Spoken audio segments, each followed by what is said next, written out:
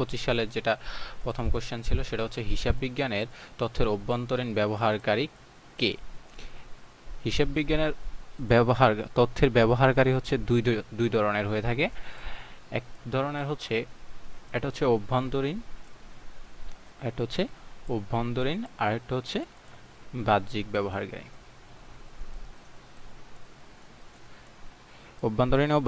অভ্যন্তরীণ ব্যবহারকারী কারা? যারা কোম্পানির সাথে সরাসরি জড়িত, কোম্পানির ব্যবস্থাপক, তারপরে হচ্ছে গিয়ে কোম্পানির মালিক, কোম্পানির হিসাবরক্ষক, এই ধরনের ক্যাশিয়ার, এই ধরনের যারা থাকে তারা হচ্ছে উচ্চ পর্যায়ে যারা থাকে তারা হচ্ছে অভ্যন্তরীণ ব্যবহারকারী। আর বাহ্যিক ব্যবহারকারী হচ্ছে সরকার,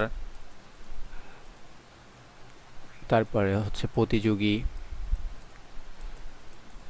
প্রতিযোগী আরও হতে পারে হচ্ছে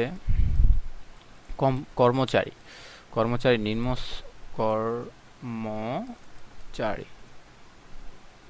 হচ্ছে অ্যান্সার হচ্ছে ব্যবস্থাপক হচ্ছে